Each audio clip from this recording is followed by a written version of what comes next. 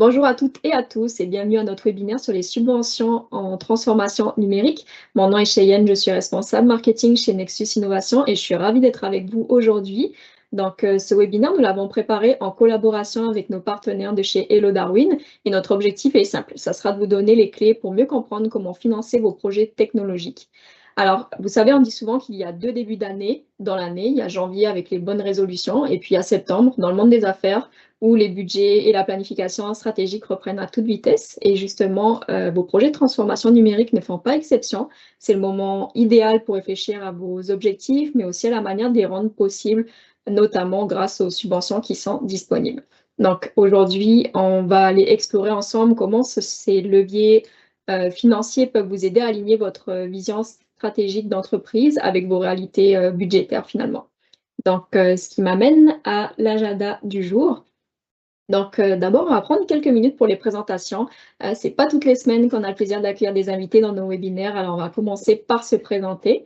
Ensuite, on entrera dans le vif du sujet. Notre invité, Vincent, qui est là aujourd'hui, nous présentera les subventions qui sont disponibles en ce moment, et ainsi qu'un outil qui a été développé justement par Hello Darwin qui vous permet de connaître en temps réel les subventions auxquelles vous pourriez être admissible. Voilà. Et puis pour terminer, on va aussi vous proposer un cas pratique afin de voir en fait comment concrètement les subventions elles peuvent s'appliquer dans la réalité de vos projets. Avant de commencer la présentation, laissez-moi vous présenter d'abord les présentateurs du jour. On a avec nous Vincent Desrochers de chez Hello Darwin. Allô Vincent, est-ce que tu veux te présenter? Bonjour, oui, certainement. Mon nom, c'est Vincent Desrochers. Je travaille chez Hello Darwin maintenant, bientôt depuis 8 ans. Mon rôle, c'est justement d'accompagner les entreprises à comprendre c'est quoi le potentiel de subvention pour leurs activités, leurs projets. Donc, faire justement des rencontres exploratoires, de voir ce qu'est les priorités puis les CAPEX et de déterminer est-ce qu'il y a des potentiels de subvention qui sont pas maximisés en ce moment. C'est vraiment ça mon expertise chez Hello Darwin. Puis, je suis vraiment content d'être ici aujourd'hui. Merci pour l'invitation. Très cool, merci Vincent. Et puis on a aussi Michel. Michel, est-ce que tu veux te présenter? Absolument. Alors, bonjour tout le monde. Ici Michel. Je suis gestionnaire de compte stratégique chez Nexus. Premièrement, je dis un gros bonjour à tout le monde qui participe. C'est le fun de voir des nouvelles personnes. C'est le fun de voir des participants qui ont déjà cité nos webinaires passés. Mon rôle ici, c'est vraiment simple. J'accompagne les entreprises d'ici dans le choix et l'intégration des outils numériques. Alors, je vais les conseiller sur les solutions Microsoft les plus adaptées à leurs objectifs d'affaires. Puis mon but, c'est vraiment de guider dans leur réflexion stratégique, de les aider à aussi rejoindre un peu notre expertise pour maximiser cet impact. Puis je collabore aussi étroitement avec nos partenaires comme Hello Darwin et autres aussi, et nos alliés pour pouvoir créer des synergies qui sont durables et offrir la valeur aux entreprises qu'on accompagne tous les deux. Alors, bonjour tout le monde. Super, merci Michel. Je te laisse présenter aussi Nexus. Oui, absolument. Alors, nous autres, notre mission ici chez Nexus, elle est vraiment claire. On veut vraiment aider l'humain à travailler sur ce qui compte. Qu'est-ce que ça veut dire concrètement? Mais nous autres, on vit dans un monde où est-ce que la technologie, elle évolue à toute vitesse. Puis notre rôle, c'est vraiment de la rendre accessible puis alignée avec nos objectifs d'affaires. Alors, on sait que la technologie, elle ne doit pas être vraiment une contrainte. C'est vraiment un levier. Hein. C'est un levier pour créer une nouvelle expérience de travail. La façon qu'on la voit, nous autres, ben, c'est une expérience qui va être plus fluide, plus intelligente et plus humaine. Et ce qu'on va proposer, ce n'est pas juste des outils, mais c'est vraiment une transformation et une nouvelle façon de repenser au processus. Alors, on sait que le quotidien a changé, puis on veut que les équipes puissent se reconnecter, puis redonner vraiment du sens au quotidien professionnel. Alors, ce qu'on va faire, c'est qu'on va accompagner les entreprises dans cette réflexion, puis on va aborder des questions comme comment on veut mieux collaborer, comment on veut évoluer, puis comment on veut rester vraiment pertinent dans un monde qui change vite, justement. Alors, ce qu'on va faire, c'est qu'on va intervenir à des moments qui sont vraiment clés. Quand une organisation, par exemple, atteint un plateau de croissance, quand ils veulent améliorer leur collaboration interne ou ils veulent vraiment juste gagner en efficacité. Puis comment on fait ça? Bien, on va y aller avec des solutions qui sont concrètes, accessibles et durables. Et c'est pour ça vraiment qu'on a choisi le virage des technologies qui sont Microsoft. Alors, je passe la parole à Vincent pour la suite. Merci beaucoup. Ça met bien la table. Puis justement, tu parles de changement, puis c'est ça, s'adapter au changement. C'est beaucoup dans l'ADN d'Hello Darwin aussi de comprendre c'est quoi les changements au niveau des subventions, puis s'adapter. C'est tout le temps question de s'adapter. C'est pour ça que Darwin fait partie de notre nom puis notre branding. Des fois, je me fais poser la question. Donc, je vais partager mon écran sur la présentation. J'ai justement une première section qui est plus par rapport à la présentation justement de Hello Darwin. J'essaie de partager mon contenu juste un instant. Je suis tout le temps un peu challengé techniquement avec Teams. Ça ne sera pas bien long. Windows ici. Justement, pendant Et que tu parles de ta présentation, Vincent, je prendrai ouais, l'occasion de dire qu'il y a beaucoup de nos clients et nos partenaires qui demandent cette question justement. Est-ce que mon projet est finançable? Par quel programme? Alors, c'est le fun de voir un peu comment ça peut se rattacher à ce que vous offrez chez Elva. exact. Puis comme on a beaucoup parlé dans les préparations qu'on faisait au webinaire, mon but aujourd'hui, c'est de présenter des programmes, mais évidemment, je pense qu'il y a une trentaine, quarantaine de programmes. En tout cas, il y a une bonne, plusieurs dizaines, mais comme vous le voyez sur la présentation, nous, dans nos répertoires, puis au gouvernement, il y a plus de 3000 subventions qui sont disponibles. Donc, comme Cheyenne mentionnait, je vais le partager à la fin, mais on a un outil pour découvrir en temps réel les subventions qui s'offrent à votre entreprise. Puis, dépendant de la réalité, dépendant des activités, des priorités d'affaires, tout ça, des différents programmes vont être le meilleur fit. Mais mon but aujourd'hui, c'est justement de donner de l'info sur les programmes les plus populaires, qui s'adaptent le plus à des projets justement de transformation numérique, puis aussi de répondre à des questions. Donc, si les gens ont des questions à savoir, dans un projet de transformation numérique, c'est quoi qui est couvert ou tel type d'activité, est-ce qu'il y a des subventions? Mon but, c'est aussi justement de répondre à des questions au fur et à mesure. Donc, n'hésitez pas à en envoyer dans le chat, puis on va pouvoir y répondre au fil qu'ils arrivent, puis aussi à la fin. Pour revenir sur la présentation d'Hello Darwin, nous, on est une entreprise basée à Montréal, lancée en 2017. On est une équipe de 65-70 employés qui est en grande croissance. Puis ce qu'on fait, c'est justement, on accompagne les entreprises canadiennes à maximiser leur potentiel de financement gouvernemental. Donc, c'est des subventions, c'est des crédits d'impôt, c'est des prêts gouvernementaux, c'est des accompagnements, plein de différents types justement d'accompagnements qui peuvent aider les entreprises à maximiser leur retour sur investissement de leur projet. Donc, nous, ce qu'on fait, c'est qu'on a des gestionnaires de compte attitrés aux entreprises des clients qui vont analyser les projets, qui vont le matcher justement aux bonnes subventions au bon moment, parce qu'il y a beaucoup une question de timing avec les subventions. C'est beaucoup ça qu'on parle, c'est les subventions vont rester ouvertes jusqu'à temps qu'il n'y ait plus d'argent dans les coffres.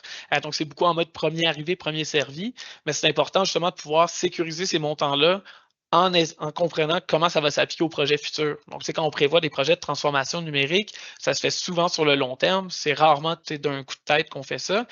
Donc, le but, c'est justement de dire les dépenses de transformation numérique des prochaines années, on va les rentrer dans les enveloppes budgétaires qui sont éphémères maintenant.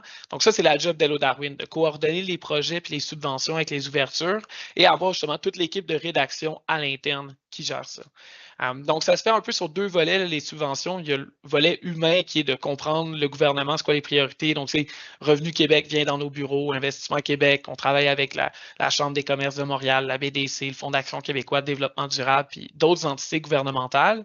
Mais c'est aussi une question de technologie, puis de comprendre comment est-ce qu'on peut naviguer tout ça de manière efficace. Donc, c'est là justement qu'on a une base de données avec les 3000 subventions et plus là, qui sont disponibles au fédéral, provincial, municipal. Puis on a aussi tout ce qui est les données d'acceptation au gouvernement. Donc, il y a des lois sur l'accès à l'information. Toutes les subventions de 25 000 et plus doivent être rendues publiques. Donc, nous, on a justement collecté ces centaines de milliers d'applications-là pour comprendre, pour un profil d'un manufacturier à Mirabel qui veut faire un projet de transformation numérique, ben, c'est quoi les subventions les plus typiquement acceptées qui ont le parfait profil pour vous autres? Donc, ça, c'est toutes ces données-là qu'on vient combiner à l'expertise humaine. Donc, c'est un peu d'humain, un peu de technologie et beaucoup de subventions. Donc, je vais me lancer justement dans les programmes qui sont éligibles pour des projets de transformation numérique puis différentes dépenses connexes à ça. N'hésitez pas à poser des questions si jamais vous en avez. Puis le flow, ça va être de justement présenter les programmes, présenter un ou deux études de cas de projets qui sont subventionnés, quelles dépenses qui sont subventionnées. Et après ça, justement, présenter l'application Hello Darwin où est-ce que vous pouvez vous-même trouver des subventions pour vos projets. Tu parlais, moi, en même temps aussi, je peux rebondir au courant de ta présentation aussi pour voir c'est quoi la réalité des entreprises québécoises, c'est quoi les besoins qu'on entend parler en termes de techno, puis comment ça peut se rattacher à certains de ces programmes-là aussi. Exact. C'est pour ça que c'est le fun que ça soit toi qui soit là. Tu en vois beaucoup des projets du genre. Donc, c'est bon d'avoir quelqu'un qui comprend les questions typiques puis le type de dépenses que ça peut inclure. Donc, on pourra faire un ping-pong là-dessus, certainement. Je commence dans le fond avec le volet productivité puis intelligence artificielle, deux mots très buzzwords au monde des subventions, plus le monde des affaires en général. Si je me lance en premier, le programme ESSOR, qui est un programme que beaucoup d'entreprises connaissent déjà au Québec, qui est donné par Investissement Québec. il se divise sous 4 volets et réellement pour la transformation numérique, on regarde juste le volet 1 et on regarde le volet 1B et 1C. Si j'y allais vraiment de 1A, 1B et 1C, là, le volet 1A, c'est pour les entreprises plus avec des entreprises manufacturières, c'est qu'ils veulent revoir, faire une étude de leur plancher, puis voir comment est-ce qu'ils veulent revoir leur fabrication, leur processus, puis des études de faisabilité pour une nouvelle usine ou un agrandissement ou quelque chose du genre. Quand on rentre dans le volet 1B, le 20 000 de subvention qui est disponible, ça, c'est pour justement faire des cahiers de charges de transformation numérique. C'est pour faire des audits numériques, c'est établir vraiment les processus, les cartographies de processus de logiciels d'un client ou d'une entreprise, puis pour justement comprendre c'est quoi les logiciels les plus appropriés, puis c'est quoi la meilleure façon de s'y prendre pour mettre ça en place. Et suivant le volet 1B, on a accès au volet 1C qui est un 50 000 pour l'implantation de ces logiciels-là. Donc, souvent, c'est un ERP, c'est un CRM. Justement, ça pourrait être du Microsoft Dynamics, ça pourrait être un logiciel du genre qui pourrait être inclus là-dedans. Ils veulent vraiment favoriser l'implantation de logiciels dans le volet SR. Donc, on ne regarde pas du développement custom, sur mesure, mais vraiment l'implantation de logiciels plus qu'autre chose. Bon, là-dessus, j'ai une petite question pour toi, Vincent, justement. Une entreprise manufacturière qui veut automatiser son usine puis veut intégrer un ERP. Est-ce que, par exemple, le projet SR, le 1C, serait un bon levier pour eux autres? Absolument.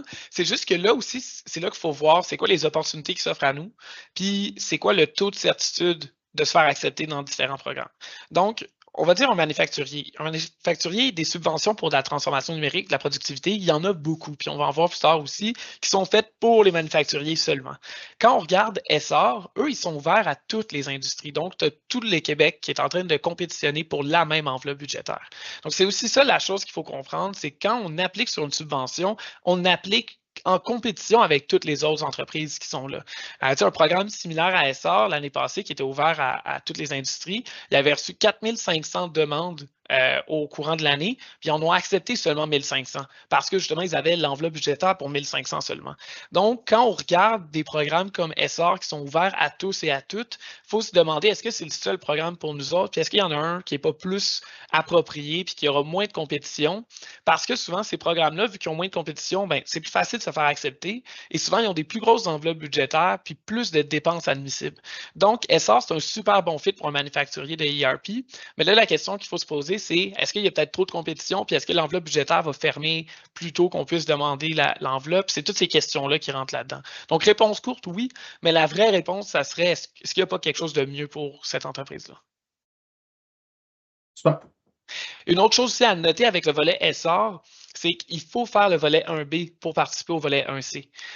Donc, si on a une entreprise qui a déjà un cahier de charges qui veut se lancer directement dans l'implantation, avec SR, ils vont quand même les forcer à refaire le volet 1B conditionnel aux normes du MEIE 4.0 puis tout ça.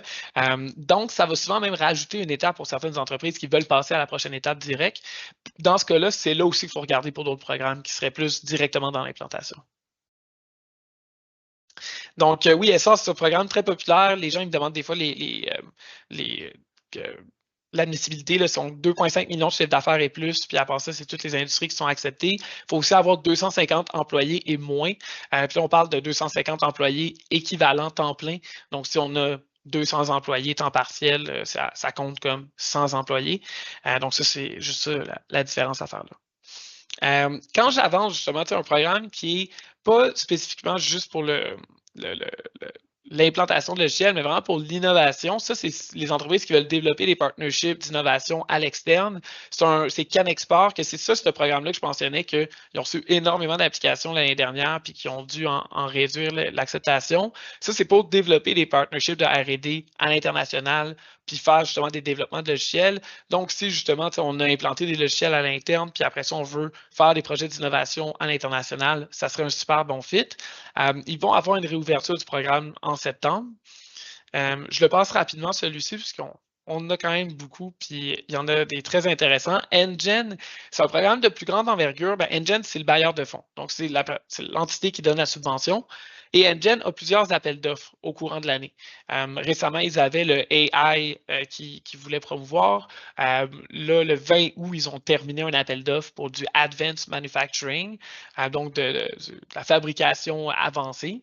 Puis justement, eux, ils vont couvrir des dépenses de logiciels, mais aussi de salaires, de consultants, d'équipements, c'est tout de ce qui est de l'implantation et même des frais de licence. Donc, c'est là quand on parlait, un manufacturier qui va implanter un ERP, Essar serait peut-être un bon fit, mais Essar va juste couvrir 50 000 des honoraires d'un consultant comme justement Nexus Innovation, ce qui est fantastique, mais le client de son côté a aussi des dépenses de salaire, il y a des dépenses d'équipement, il y a des dépenses de licence même pour Microsoft. Ce qui serait encore plus avantageux, c'est de rentrer dans un programme qui est plus cadré pour eux autres comme Engine. Puis là, souvent, les gens ont peur en voyant les enveloppes budgétaires, de 3,2 millions et tout ça. Eux, ils veulent des projets de minimum 1 million de dollars en investissement, mais c'est réparti sur 3 années d'investissement. Donc, il y a beaucoup plus d'entreprises qui sont éligibles qu'ils le croient là, parce qu'il y a des achats d'équipements qui peuvent se faire au fur et à mesure. Comme justement, le dernier programme qui ont sorti, c'était pour des investissements jusqu'en 2028. Donc, ça permet justement de rentrer plusieurs dépenses là-dedans, puis ça fait que le projet d'ERP devient une phase d'un grand projet qui est subventionné. Puis c'est là aussi, il faut comprendre ce que les priorités d'affaires de l'entreprise sur le long terme, puis voir est-ce qu'on a une dépense de ERP ou est-ce qu'on a une initiative de transformation numérique sur plusieurs années qui va inclure un ERP et plein d'autres dépenses qu'on peut rentrer sous un plus gros parapluie de subvention. Ici, Vincent, pour toi, une question aussi que je me fais poser aussi, des entreprises qui veulent rentrer vraiment dans des projets d'IA. Est-ce que ce programme est pertinent pour des projets qui sont vraiment à la phase de début, comme du prototypage rapide, où ils veulent juste optimiser un peu les opérations? Exact, c'est ça. Quand on parle d'IA, il y a 2 volets d'IA. Il y a de l'innovation puis il y a de l'implantation, on va dire. Quand on est au premier niveau que tu mentionnes, on veut faire une intégration de ChatGPT ou on veut optimiser telle ou telle affaire avec du AI sans nécessairement innover à ce sens-là, c'est pas un programme comme Engine qui pourrait s'appliquer, mais il y a justement Scale AI et d'autres programmes qui pourraient s'appliquer pour des plus petits projets de développement puis d'optimisation à travers l'intelligence artificielle. Puis aussi, quand on parle de ces projets-là de début d'intelligence artificielle, il y a d'autres programmes que je vais mentionner plus tard, comme Visée, qu'eux viennent couvrir le salaire de l'employé et le salaire du consultant qui vient aider l'adoption de ces technologies-là. Puis c'est là aussi, des fois, que ça va prendre le quasiment plus gros impact, c'est les salaires des employés qui apprennent à l'utiliser parce que c'est bien beau avoir ChatGPT ou avoir tel ou tel outil AI, mais si on ne sait pas comment l'utiliser de la bonne façon, c'est là qu'on perd toute son essence. Puis là, il y a des subventions qui viennent couvrir le salaire des employés qui passent du temps là-dessus. Donc ça, il y a effectivement beaucoup qui peut être fait, mais je vais le couvrir dans d'autres programmes. Engine, c'est plus si on a justement un projet d'investissement quand même majeur en termes de transformation numérique puis d'optimisation. Pour les plus petits projets, il y a justement d'autres programmes. Puis là, c'est là justement un autre exemple par rapport au manufacturier, l'exemple du manufacturier qui veut faire son ERP, je demanderais aussi où est-ce qu'ils sont localisés.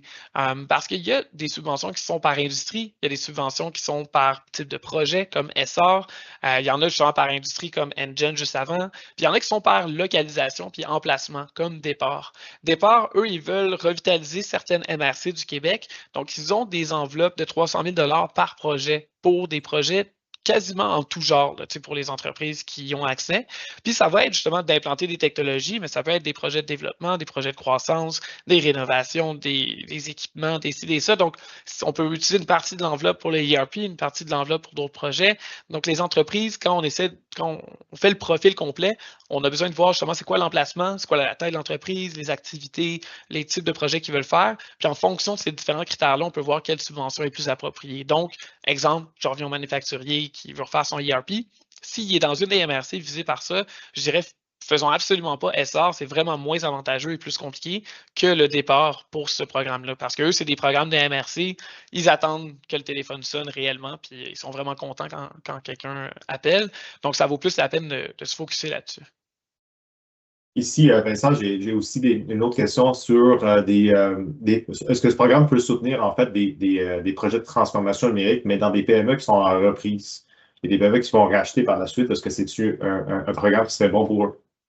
Absolument. Puis aussi pour le reprenariat, il y a des programmes spécifiquement pour le reprenariat au Québec parce que ça arrive de plus en plus. Il y a justement l'entité Reprenariat Québec qui en ce moment a ses programmes sur pause, mais qui devrait justement réouvrir prochainement. Donc, il y a beaucoup de programmes. Ça va être soit pour les frais légaux, fiscaux, puis tout ça, là, de transfert d'entreprise. Mais après ça, c'est beaucoup des enveloppes budgétaires, subventions et prêts gouvernementaux pour remettre l'entreprise à jour, comme faire des optimisations, puis tout ça. Donc, des fois, on va voir, c'est des prêts à 0% d'intérêt sur quelques années qui sont combinés à une subvention. Il y a différentes façons de s'y prendre, que ça pourrait s'appliquer, oui. Super. La seule chose, justement, quand on reprend une entreprise, il faut s'assurer de comprendre ce que les subventions qui ont été faites avant, s'il y en a eu, juste pour voir comment que ça va impacter. Donc, ça, c'est juste une question de regarder dans les états financiers, mais ça se fait quand même facilement avec l'équipe d'Hello Darwin.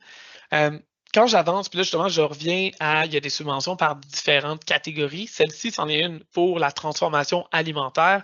Donc, les programmes du MAPAC, puis d'autres entités alimentaires. Nous, on est un des partenaires du conseiller de transformation alimentaire du Québec.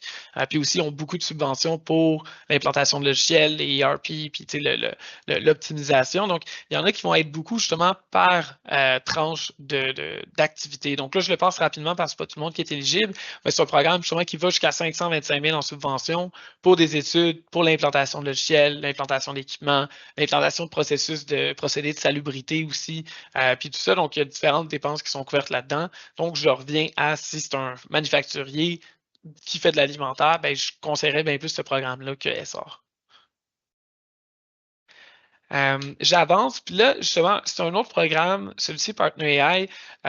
Lui, il est un peu plus dans l'innovation que l'implantation, si on revient à la question de tantôt sur les projets d'AI. Partner AI, ils veulent justement favoriser le partenariat avec les entités publiques aussi pour le AI. Donc, tu sais, nous, on travaille avec différentes universités, puis des fois, c'est justement des projets de recherche qu'ils vont pouvoir faire pour développer puis analyser les bases de données de certains clients, puis en faire des constats puis des développements de logiciels basés là-dessus. Donc, il y a beaucoup de collaborations qui peuvent être faites dans ces moments-là, puis ça va subventionner autant les frais externes que les frais internes, les licences, les matériels, tout ça. C'est quand même très favorable aux investissements.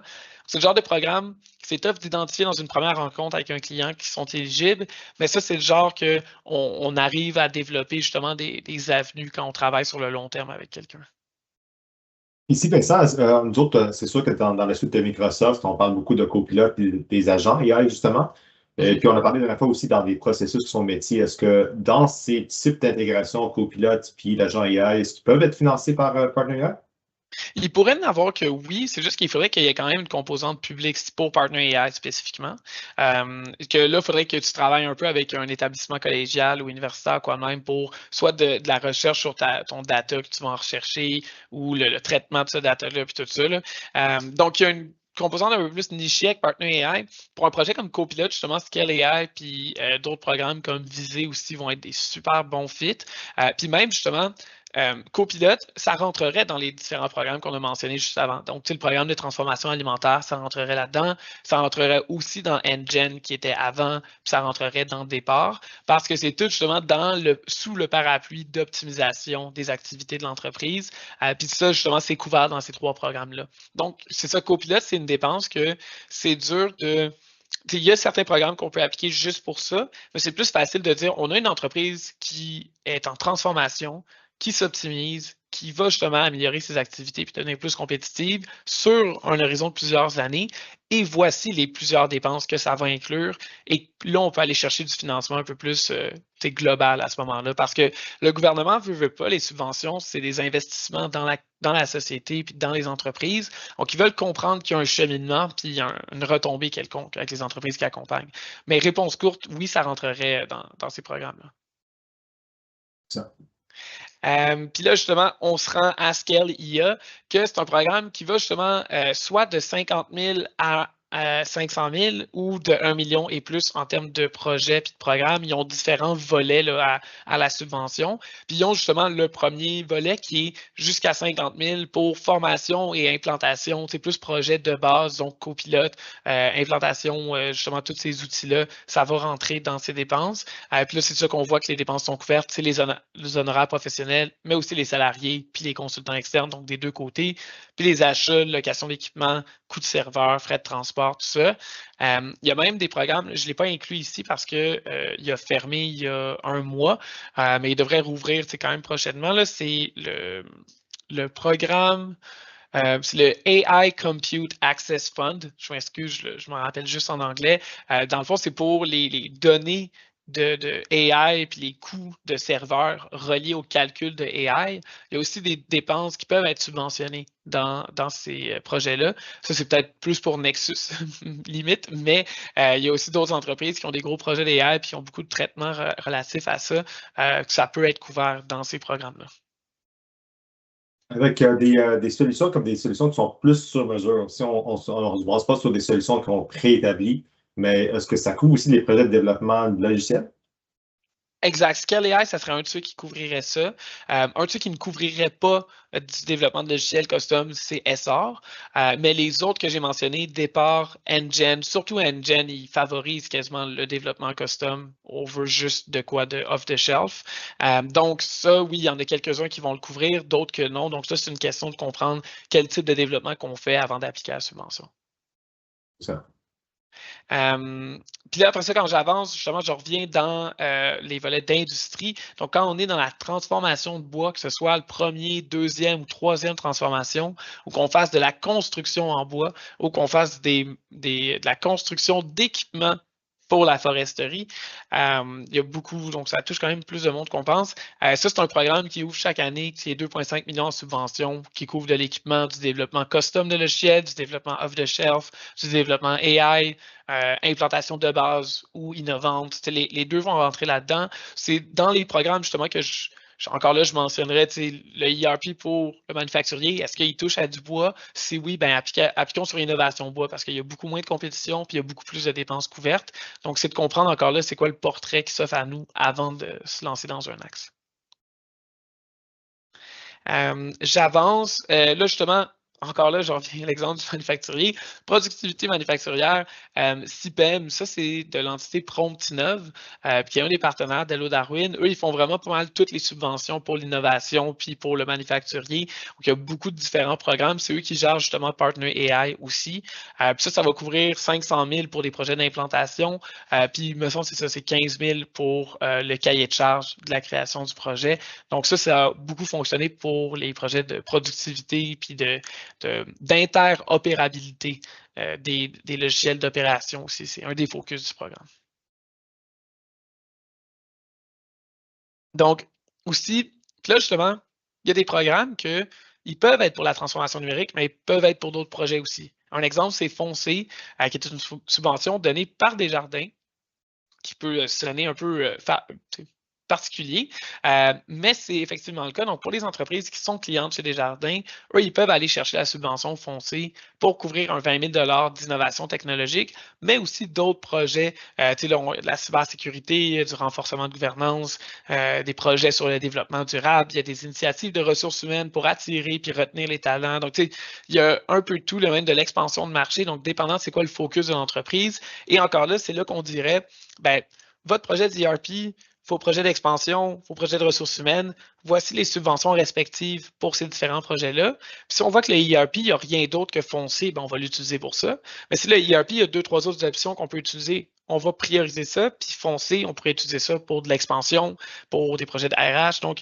différentes façons de mailler ces demandes-là. Puis c'est là aussi qu'il faut faire attention de ne pas demander une subvention qu'on n'aurait pas dû. Parce que là, Foncé, on ne pourra pas la demander 2 fois. Ça va nous bloquer les subventions de ERP. Donc, est-ce que c'était la bonne porte ou est-ce que c'était juste, c'est peut-être pas le bon fit, essentiellement?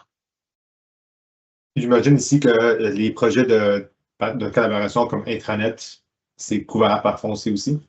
Oui, exact. Donc, ça va rentrer là-dedans. Là, il demande dans tout ce qui est optimisation, puis transformation numérique, puis numérisation. Donc ça va être couvert là-dedans. C'est couvert dans certains des autres programmes aussi, pas tous. Exemple, CIPEM, ça ne serait pas priorisé là-dedans. Mais encore là, c'est le genre que si l'intranet est un des morceaux d'un projet de transformation numérique, là, ça pourrait peut-être fonctionner. Mais si on parle de juste faire l'intranet, c'est là qu'il faut le rentrer dans un programme effectivement comme Foncé.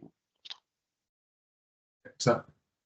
Après ça, on revient justement à par industrie. Donc, le LTI 3, ça, c'est pour les entreprises qui détiennent une petite flotte de véhicules. Donc, c'est de 2 à 20 véhicules qui doivent être détenus par l'entreprise pour correspondre au programme. Puis, ils viennent justement supporter tous les projets de transformation numérique puis d'optimisation. Donc, tu sais, si on parle d'un fleet management system ou de l'optimisation des transports, des itinéraires, des assignations, tout ça, ça vient rentrer là-dedans aussi. Après ça, là, quand on parle, on revient plus dans Promptinov. Ça, c'est un programme pour la cybersécurité qui a deux volets. Il y a le volet innovation, mais il y a aussi le volet certification. Les deux s'appliquent aux entreprises qui sont connectées aujourd'hui. Le volet innovation, c'est 25%. Il me semble que certification, c'est plus autour de 35 ou 50%. Puis c'est justement pour des projets de cybersécurité. Donc, le volet innovation s'appliquerait très bien à une entreprise comme Nexus qui veut justement innover dans le volet de la cybersécurité. Une entreprise cliente de Nexus utiliserait le volet certification, que ça va justement couvrir des certifications, que ce soit ISO. Il y avait aussi des SOC 2 qui étaient couvertes avec ça. Donc, différents programmes qui peuvent être couvertes, différentes certifications qui peuvent être couvertes avec ce programme-là. Après ça, puis là, c'est là justement que je parlais plus tôt, il y a aussi des dépenses qui ne sont pas juste les consultants ou l'externe pour une entreprise de transformation numérique. Puis, étant donné que notre but aujourd'hui, c'est d'aider les entreprises à faire avancer les projets de transformation numérique, l'objectif, c'est de dérisquer le projet. Donc, c'est de comprendre c'est quoi toutes les dépenses que ça englobe, c'est quoi toutes les dépenses qu'on peut venir minimiser pour s'assurer qu'on puisse faire avancer ces projets-là de la façon la plus efficace. Donc, il y a beaucoup de subventions qui sont pour les ressources humaines, pour les salaires, pour le monde à l'interne, pour le training. Je commence avec Novascience qui ouvre à peu près 2 fois par année, là, souvent plus à l'automne puis au printemps, qui ont un volet junior, il y a un volet senior. Le volet junior permet d'embaucher 1 à 3 ressources qui va gérer de la transformation numérique ou un projet de transition technologique sur quelques années, puis qui va couvrir 50% du salaire. Donc, souvent, ce qu'on entend, c'est une entreprise qui veut justement faire un projet de numérisation sur quelques années. Ils vont avoir besoin d'externes, mais ils ont aussi besoin une championne à l'interne qui va gérer de la passation, le data, les données. Nous, on a eu des gens qui ont été subventionnés à travers Novascience dans les dernières années. C'était justement des gens qui venaient aider à du support aux opérations. C'est des gens qui viennent faire de l'entrée de données, qui viennent faire des workflows de base, qui vont justement collaborer avec des experts comme Nexus ou des experts à l'interne dans notre cas. Et il y a aussi le volet senior qui est pour embaucher une ressource senior en transformation numérique. Ça peut aussi être une ressource en R&D ou en innovation. Donc, des fois, il y a des clients que par leurs activités, leur projet de R&D, ça pourrait être justement le développement de nouveaux produits pour leur chaîne de fabrication et tout ça. Puis eux, ils viennent encore couvrir 50% jusqu'à 75 000 pour une ressource senior. Dans les deux cas, c'est une embauche d'un nouveau talent, mais le volet junior, ils font une exception, en tout cas dans les dernières itérations, à voir si ça change, là, mais ils font une exception à dire que dans les 18 derniers mois, si la ressource était déjà à l'interne, c'est correct. Donc, ça peut être quelqu'un qui fait 18 mois et moins qui est à l'interne. Puis le volet senior, ça peut être un changement de poste aussi. Donc, ça peut être quelqu'un à l'interne qu'on change son poste pour ce projet-là. Après ça, le programme visé, c'est là qu'on a parlé vite tantôt. C'est celui-là qui va couvrir des projets comme copilote, des projets de cybersécurité, des projets justement qui vont impliquer quand même beaucoup de temps aussi à l'interne chez le client. Parce que justement, même la cybersécurité, c'est bien beau mettre des logiciels, mais si tout le monde se fait hameçonner en 15 secondes, on peut mettre toutes les barrières, ça ne va pas fonctionner. Donc, c'est important d'avoir de la formation pour autant de la cybersécurité que les projets de AI, que les projets de technologie. Donc, ça va couvrir 50% des dépenses jusqu'à 8 000 $ par employé qui est visé par ça. Puis ça va couvrir le salaire et les frais du consultant. Après ça, quand on s'en va plus dans l'autre section qui est prêts et crédits d'impôt, ça, c'est toutes des choses qui peuvent être combinées aux subventions. Donc, les gens me demandent souvent, est-ce qu'il y a une limite de subvention par entreprise? Est-ce qu'il y a une limite de subvention par projet? Il n'y a pas une limite de subvention par entreprise. Il y a des limites de subvention par les subventions même. Donc, les subventions vont dire je subventionne 50%, mais vous pouvez cumuler 75 maximum. Donc, c'est là justement qu'on va faire des maillages financiers de crédit d'impôt, de subvention pour aller chercher plus de pourcentage pour couvrir les projets. Puis les prêts gouvernementaux, eux, c'est souvent des aides avec des moratoires, avec des garanties ou pas de garantie ou avec des 0% d'intérêt sur plusieurs années qui permettent de lancer le projet en attendant que les subventions et les crédits d'impôt rentrent pour aider avec le cash flow. Donc, si je mets une couple d'exemples justement de prêts qui sont disponibles en ce moment pour soit de la diversification ou de la transition technologique, il y a souvent plusieurs dépenses qui peuvent être couvertes avec ces programmes-là. La plupart justement sont toutes de l'Investissement Québec, ceux-là aussi, mais il y en a beaucoup avec le DEC comme Scale Up, il y en a avec des initiatives plus locales comme PME Montréal, il y en a aussi avec des initiatives régionales comme le FLI, qui est le Fonds local d'investissement.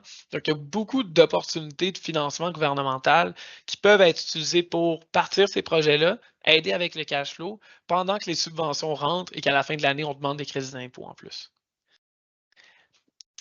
Crédit d'impôt, un des plus populaires, évidemment, c'est les RSDE, qui est le crédit de recherche scientifique et de développement. Donc ça, justement, c'est pour des projets quand même très nichés en innovation puis en recherche et développement. Donc, les gens qui le connaissent savent s'ils sont éligibles ou pas. Si vous ne le savez pas, il y a quand même des façons rapides, c'est de faire des audits, des questions. N'hésitez pas à demander à Nexus ou à nous pour valider ça. C'est le genre de programme qui pourrait être quand même très avantageux pour couvrir les dépenses externes et internes quand on fait de l'innovation. Puis ça va justement être un programme similaire avec le PARI aussi, qui est le programme d'aide à la recherche industrielle qui pourrait se relier à ça. Le CRIC, ça, c'est un programme à venir en crédit d'impôt. Donc, c'est rare que les entreprises sont déjà au courant. Ça a été annoncé dans le budget provincial en mars dernier. Puis justement, c'est le crédit de recherche à l'innovation et la commercialisation. Donc, c'est un peu une simplification de tous les crédits d'impôt au provincial. Puis ça fait que justement, ce crédit d'impôt-là va servir à couvrir pas mal plus de dépenses, dont 50% justement des contrats d'un sous-traitant, des achats d'équipements et tout ça.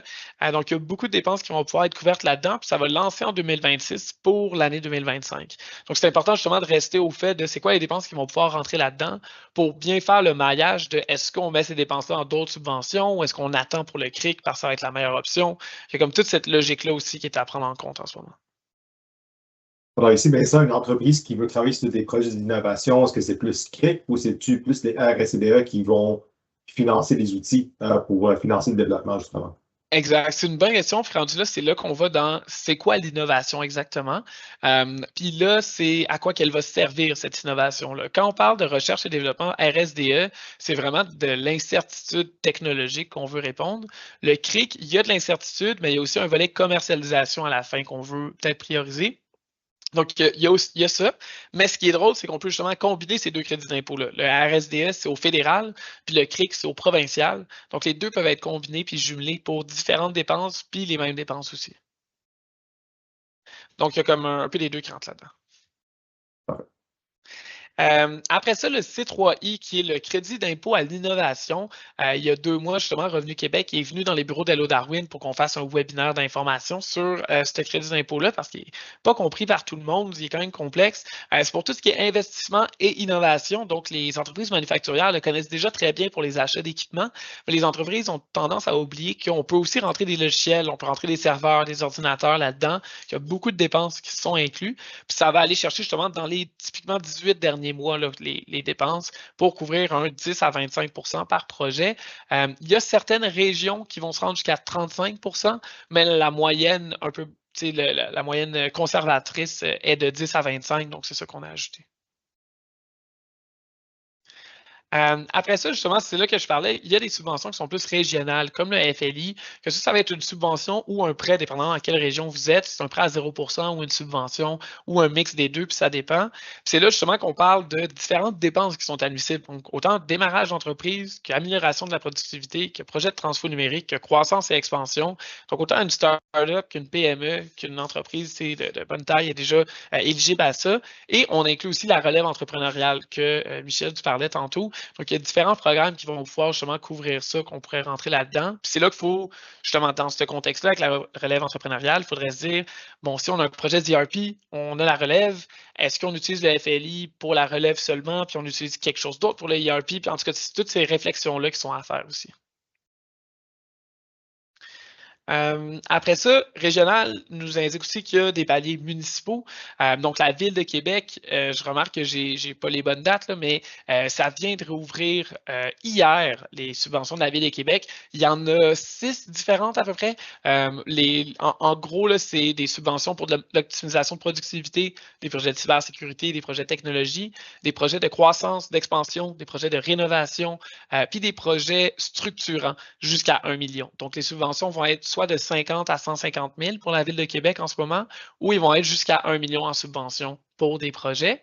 Puis, il y a le développement économique Longueuil qui a des subventions de 20 000 avec des enveloppes budgétaires qui ouvrent 4-5 fois par année à peu près, qui vont couvrir différents frais comme justement des relèves, de l'efficacité opérationnelle, des honoraires, gestion des RH, tout ça. Et le Fonds Région et Ruralité, qui est un programme qui vise plus les régions des villes avec des habitants de 20 000 et moins. Il y a des exclusions, mais c'est une façon assez rapide de savoir si on est éligible. Puis là, justement, on peut aller chercher jusqu'à 3 millions sur plusieurs années de développement. Puis ça peut être aussi des plus petits projets, puis des demandes jusqu'à 100 et 150 000. Donc, il y a différentes enveloppes dépendant de où est-ce que vous vous situez. Parfait. Donc là, je me lance dans les études de cas. Donc, j'ai 2 projets que je voulais présenter. Puis justement, après ça, s'il y a des gens suivant la visite, la rencontre, qui veulent nous faire, me présenter un peu c'est quoi leurs projets qui s'en viennent, puis qu'on regarde c'est quoi les subventions qui sont disponibles, ça va certainement pouvoir se faire. Si je me lance dans un premier exemple d'une entreprise en transformation alimentaire, que eux, justement, sont sur un projet de numérisation, puis de procédés de salubrité, puis de logiciels de traçabilité. Justement, on parle des projets sur plusieurs années, qu'il y a plusieurs projets différents inclus là-dedans. Puis c'est important d'avoir tout le portrait des dépenses pour demander les différentes subventions qui en découlent. Donc, un exemple comme celui-ci, ce qu'on irait voir, c'est qu'il y a 3 types de dépenses. Il va y avoir les études, les analyses au début, il va y avoir les immobilisations puis l'équipement au milieu, puis il va y avoir l'implantation technologique à la fin, qui inclut aussi de la formation puis tout ça. Donc, dans le début, ce qu'il pourrait aller chercher, ça serait le PTA, qui est le programme de transformation alimentaire qu'on a mentionné pour l'alimentaire tantôt, EcoLeader, puis développement économique Longueuil s'ils sont situés dans cette région-là. Donc, c'est comme un mix de subventions qui est par projet, par catégorie d'industrie, puis par emplacement. Puis, même chose pour les immobilisations, ben là, il y a des programmes plus éco-énergétiques si on a des équipements qui sont justement mieux performants qu'on veut remplacer. Alors, on peut aller chercher des subventions pour la réduction des GS, l'optimisation électrique et l'implantation technologique si on veut implanter un ERP, on veut implanter un CRM par la suite, des procédés justement de cybersécurité puis de traçabilité. Ben là, c'est des programmes comme le CIPEM aussi qu'on pourrait aller chercher qui était pour la production manufacturière, même que SR pourrait être un fit, puis plein d'autres programmes aussi. C'est des exemples qui sont donnés ici.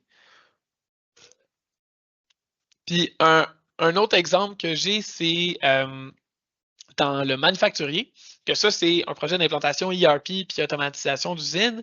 Ça, justement, ça serait quand même un bon fit pour SR, surtout à cause du volet 1A qui est pour l'étude de faisabilité et tout ça. On pourrait le combiner justement à Foncé et Éco-Capital, que ça, c'est un programme de la Ville de Québec qui vient juste de rouvrir. Donc, c'est des programmes justement qui vont de 100 à 500 000 en subvention. Puis après ça, pour les immobilisations et équipements, ça pourrait être la même chose justement qui va s'offrir que dans l'exemple juste avant. Implantation technologique, c'est là justement que c'est important de combiner aussi des crédits d'impôt aux subventions parce qu'on peut aller chercher justement le crédit d'impôt C3I pour le 10-25 %. On peut aussi aller chercher SR 1B qui va couvrir 50 % de la facture d'emblée. Donc, c'est plein de maillages financiers qui peut être demandé. Et après ça, la formation, ben, il y a Visée que j'ai parlé tantôt, puis il y a MFOR de Service Québec qui va souvent couvrir 30 à 60 % des frais de formation. Ça fait beaucoup en termes de maillage financier. Puis nous, comment est-ce qu'on fait pour gérer ça? C'est justement sur l'application Hello Darwin. Je suis pas mal rendu à y aller avec vous. Là, donc, je me dis, je veux vous faire visiter ça. Ça, c'est une plateforme qui va servir aux clients d'Hello Darwin de 2 façons. Donc, il y a 2 types de clients Hello Darwin. Il y a les clients qui se font accompagner par l'équipe pour la rédaction, pour la recherche de subventions. Puis, on fait ça de manière clé en main, tout le maillage de financement que j'ai parlé. Puis, il y a une autre façon que vous pouvez l'utiliser de manière self-service en utilisant les outils qu'on a rendus à votre disposition pour rechercher des subventions, planifier les demandes, puis rédiger ça. Donc, je me suis dit que j'allais peut-être aller sur la plateforme rapidement dans le 10-15 minutes qui nous reste. Est-ce que c'est un bon timing pour ça ou est-ce qu'il y a peut-être des questions sur les subventions encore, Michel?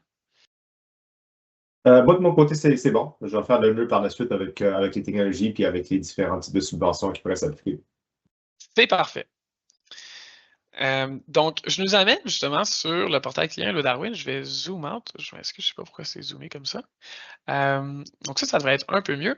Puis, ce qu'on voit ici, c'est la vue de l'application client Hello Darwin. Donc, on voit les demandes qu'on a en cours, celles que je suis de plus près, sur lesquelles je suis en train de travailler, les décisions qui ont été rendues.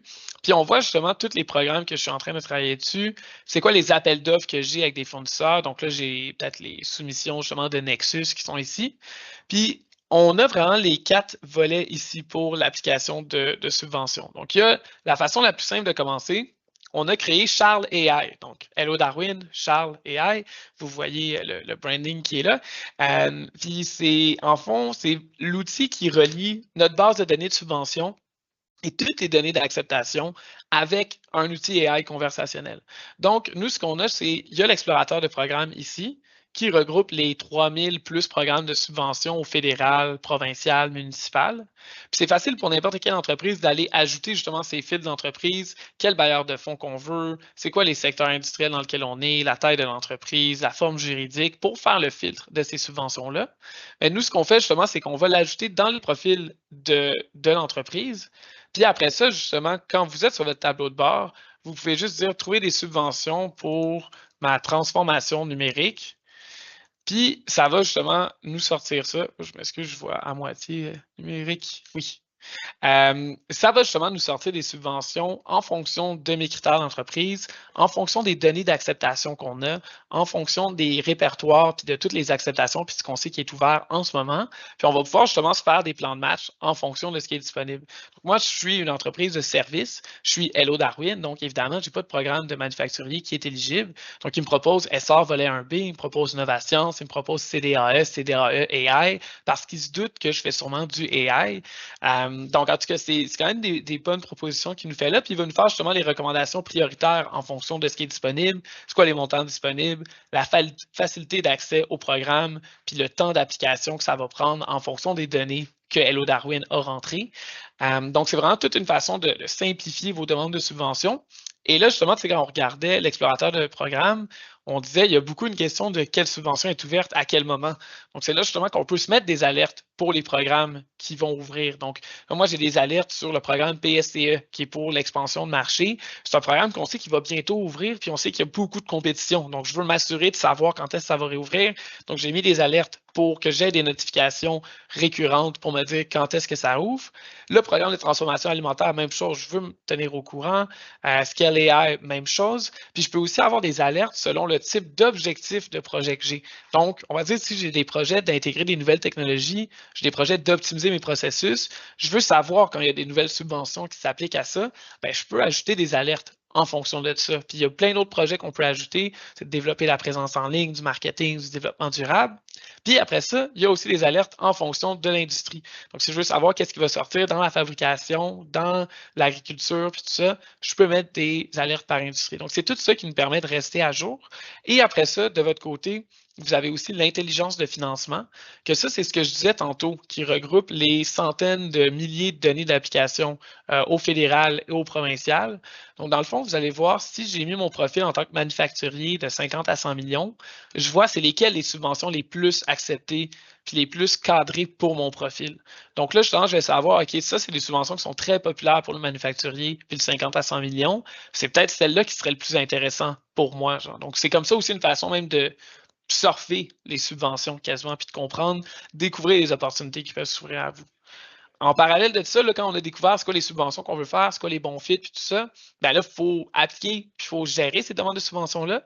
Donc, on a créé justement un dashboard de subventions qui vous permet de mettre ça en favori, s'assurer de les suivre, valider votre éligibilité au projet avec les documents internes de Hello Darwin, collecter l'information. Donc, on va vous dire que pour Paris CNRC, vous avez besoin des CV de vos employés, vous avez besoin des plans de vos projets, puis on a besoin de tel document.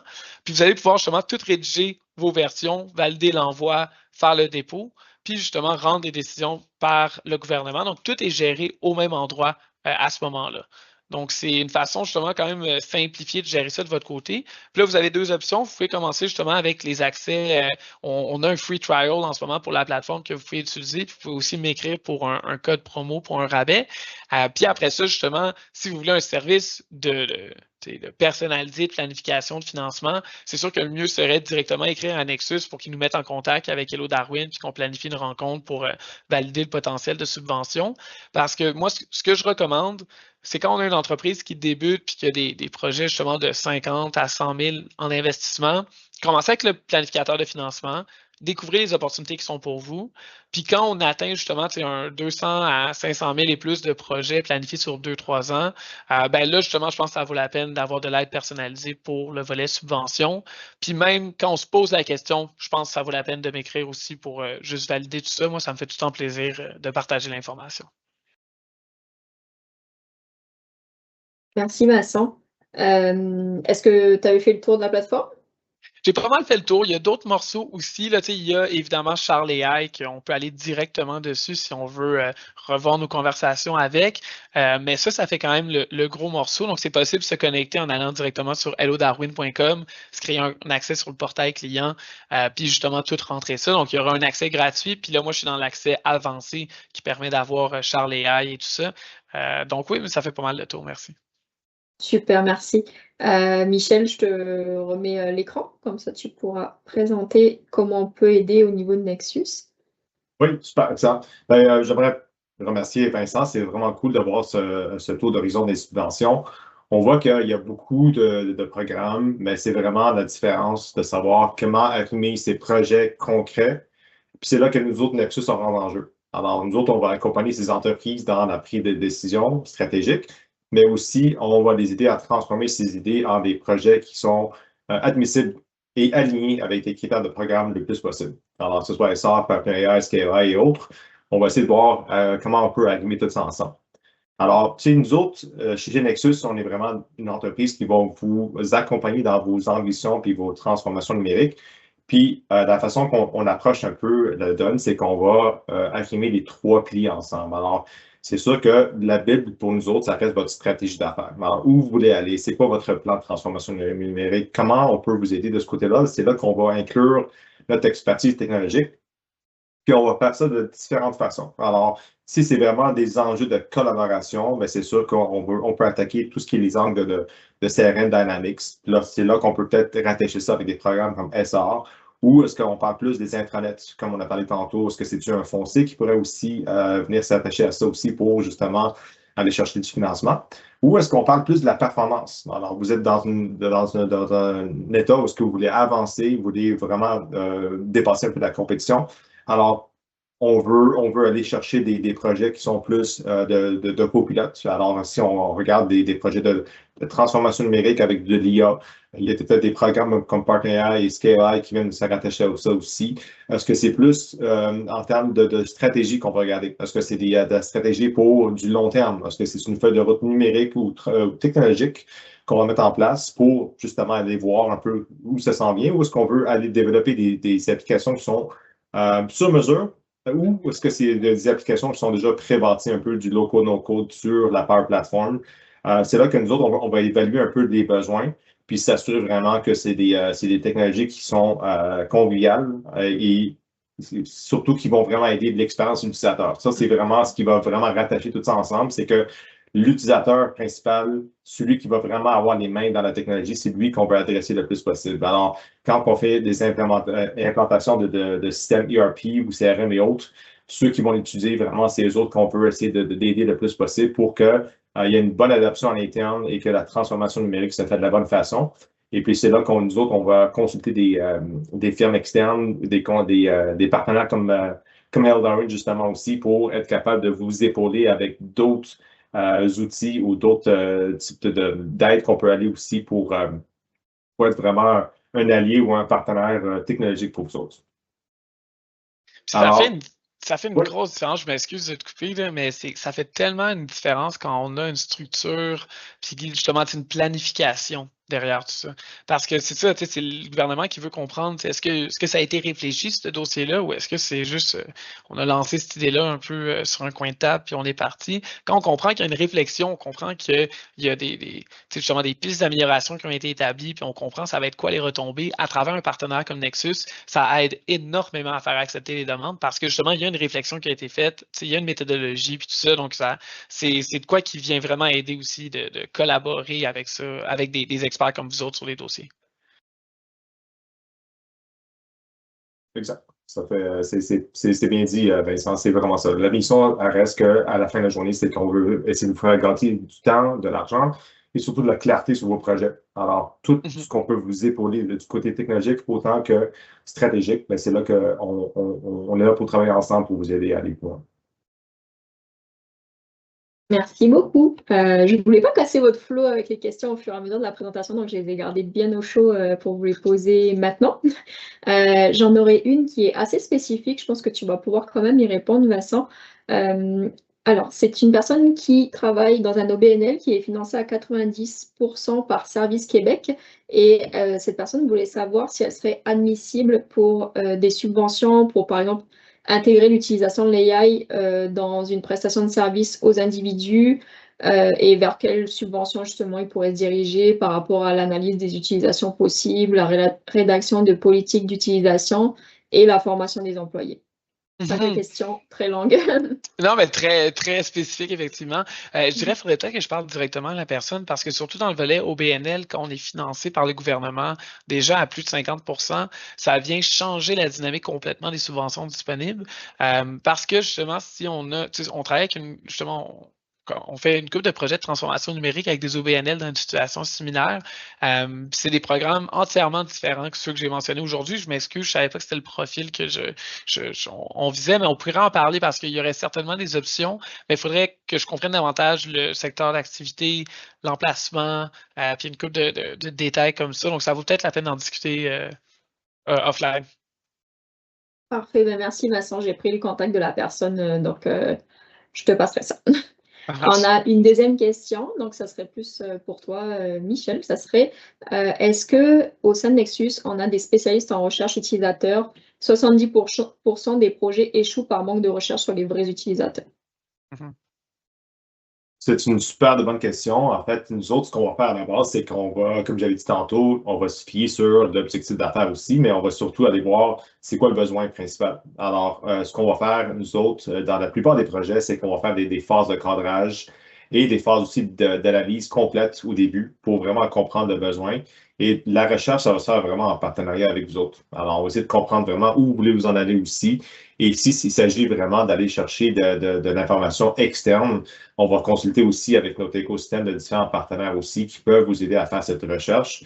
Je pense, comme Vincent avait dit tantôt, c'est sûr que dans des cas de même, c'est vraiment du cas par cas aussi. C'est quel type de recherche de besoin, puis comment on peut vous aider là-dessus aussi. Puis des fois, est-ce que c'est plus une preuve de concept qu'on a besoin de faire aussi, ou est-ce parce que vous fiez sur quelque chose de très spécifique pour cette recherche ou vous êtes en réflexion. Alors, tout dépendant où vous en êtes avec votre innovation technologique, c'est là que nous autres, on va pouvoir vous épauler là-dessus puis essayer de comprendre le besoin un peu plus pour savoir où pouvoir vous pointer par la suite. Super, merci Michel. On va s'arrêter là pour les questions. Si jamais vous avez des questions qui sont vraiment spécifiques à votre cas, n'hésitez pas à nous écrire directement. Là, ça va nous faire plaisir d'y répondre comme Vincent puis Michel l'ont dit. Vous pouvez nous écrire directement via l'adresse qui est à l'écran. Donc voilà, pour conclure ce webinaire, je profite de ces derniers instants pour te remercier Vincent parce que tu as fait vraiment une super belle présentation, hyper complète. Et puis un gros merci aussi également à Kimberly puis Anne-Julie de ton équipe pour la préparation du contenu. Je leur passerai le merci, ils m'ont beaucoup aidé effectivement. C'est ça. Et puis aussi un gros merci à toi Michel d'avoir répondu présent pour le webinaire du jour. Toujours plaisir. Merci, bonne journée à tous. Bonjour tout le monde.